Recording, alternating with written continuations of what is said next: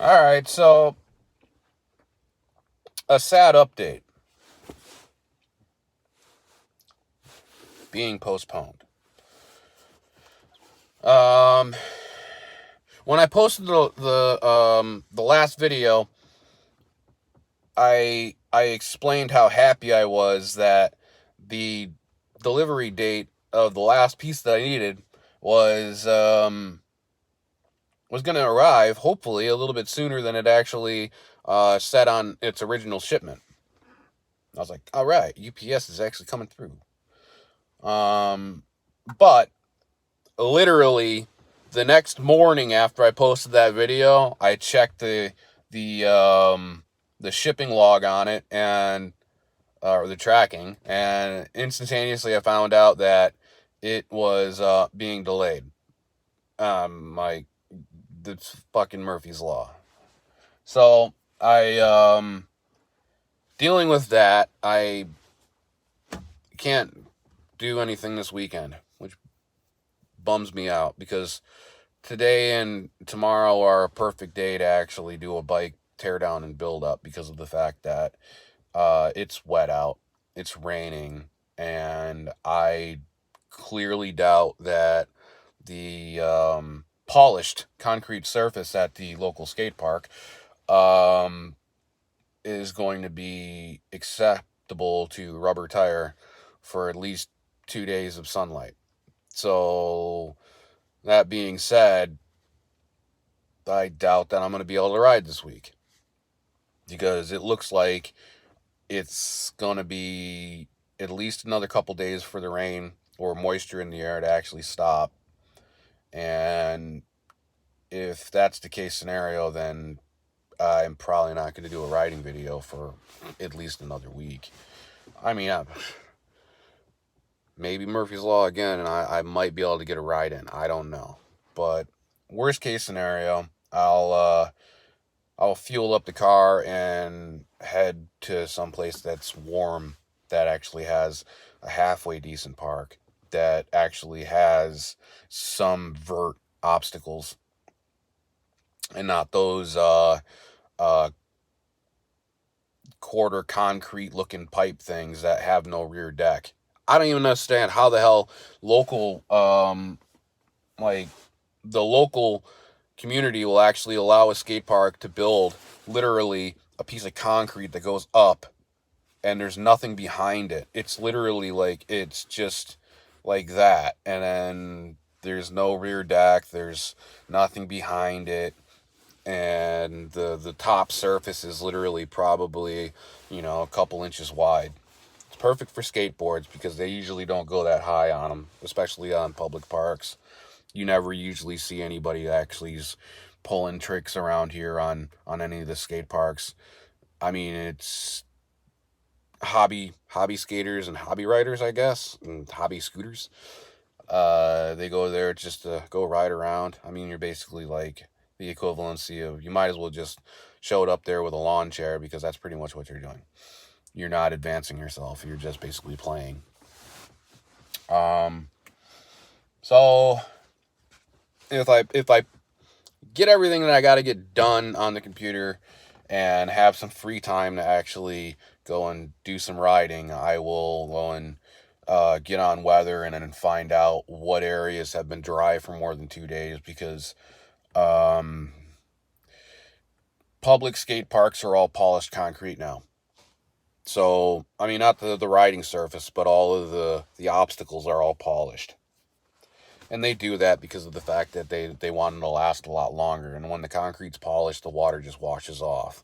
They have a less tendency of actually having cracks. Me personally, I'd much rather have painted concrete or flattened raw. Not like cheese grater raw, but it's not. You can get traction on it because even when it's wet, you can still ride it. But polished, you can't. You can literally um, you can flick your rear tire going over this stuff and it'll move while it's still on the surface. That's how slick polished concrete is. If you're going to go and ride a bike on a park that has literally just been through rain in a previous 24-hour period of time, I would highly recommend you counter, that thought and actually stay home or just go do some street riding, because of the fact that basically that park is not going to be accessible to riding anything other than maybe some flow, because you need traction when you're going into a takeoff, and you need traction when you're coming back in. Because if your tire's off a little bit when you're coming back in, yes, the slide can actually correct your descent back onto the surface, but majority of the time it's going to flick out and you're going to biff.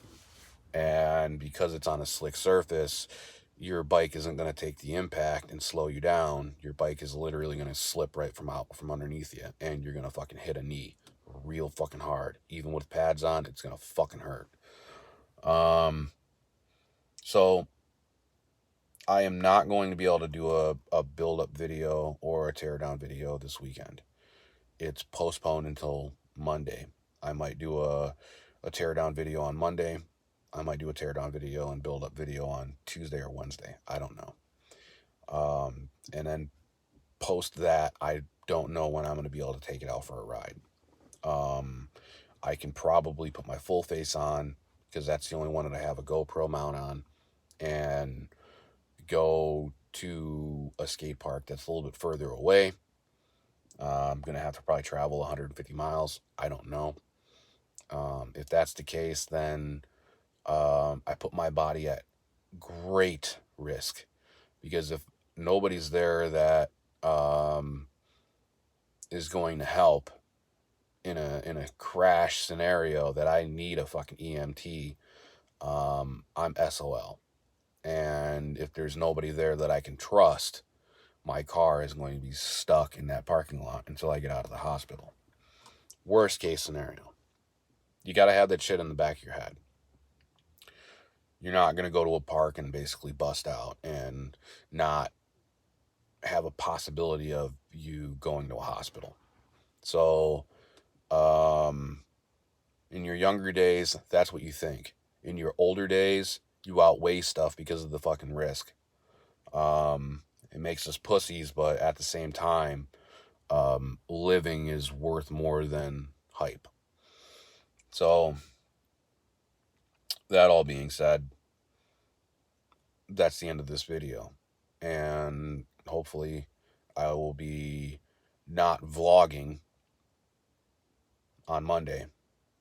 And hopefully it'll be basically a raw edit of a teardown in a somewhat good angle, so that I am not putting my body between camera and bike. I have an idea of how to do it. I have an idea of how to get good audio doing it. And worst case scenario, if I can't get any angles with the 3 cameras that I have, I will just GoPro on the full face and do the teardown that way. And that's all that needs to be said. I'm really bummed out that it's getting postponed, the 2 days that I was guaranteed that the parks were actually going to be in midweek. But at the same token, originally it was expressed that it was going to be here through tracking on Monday anyways. So, that's the price you pay when you're buying parts from a private market. The next bike build-up is not going to be this way. I am going to be outsourcing to manufacturers and actually doing it proper. And it might not be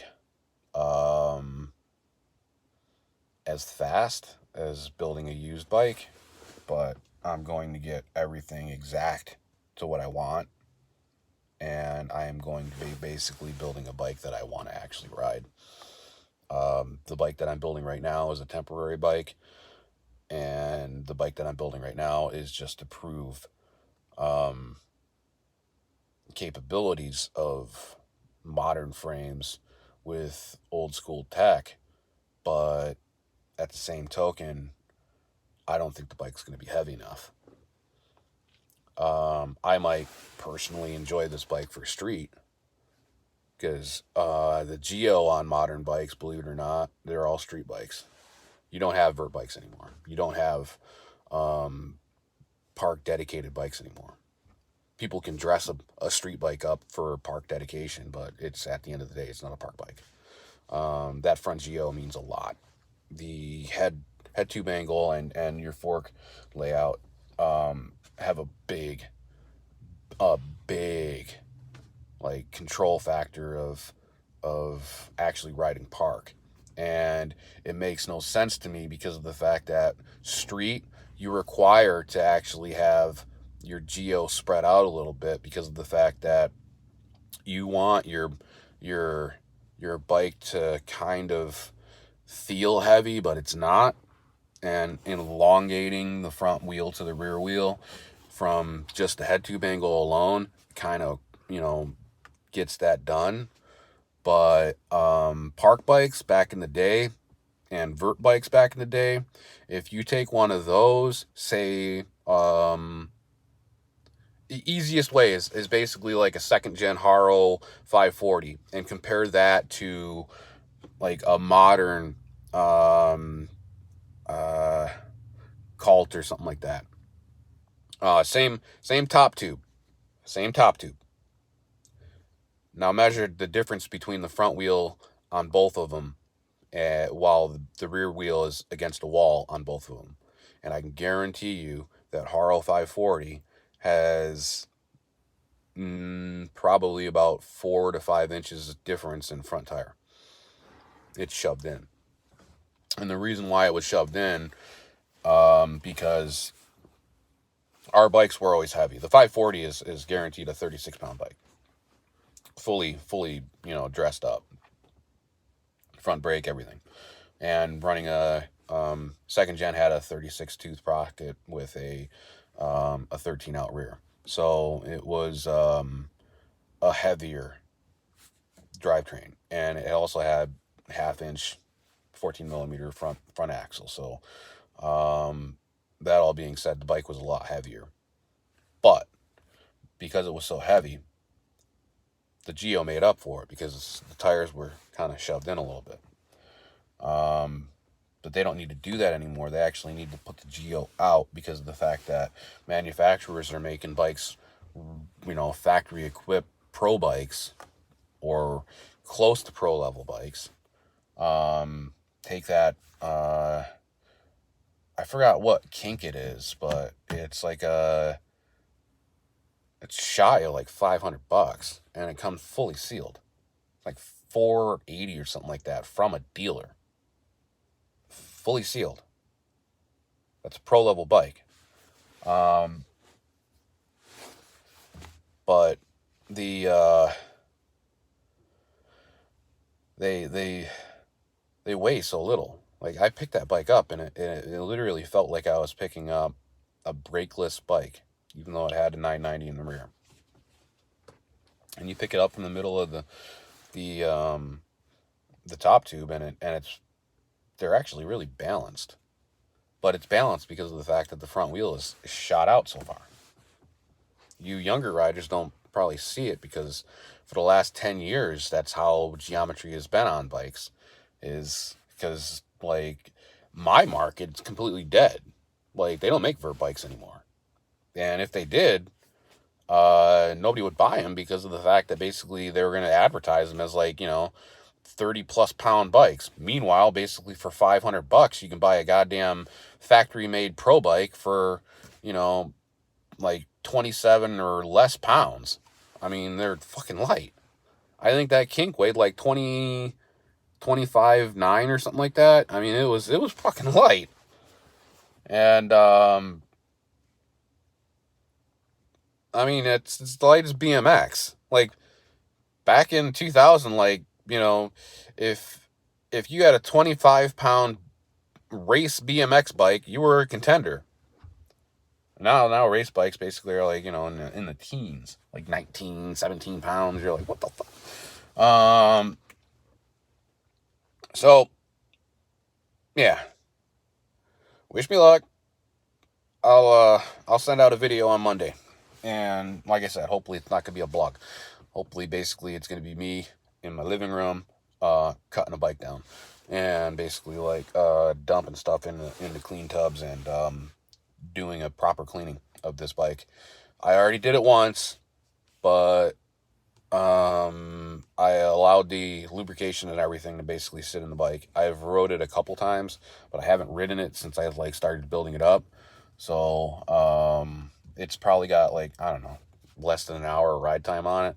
But with the lubrication that's in it, that's all brand new. It's probably has cleaned out all of the races and all the bearings and all the cages and everything. And so doing a clean out again will theoretically make the bike practically brand new.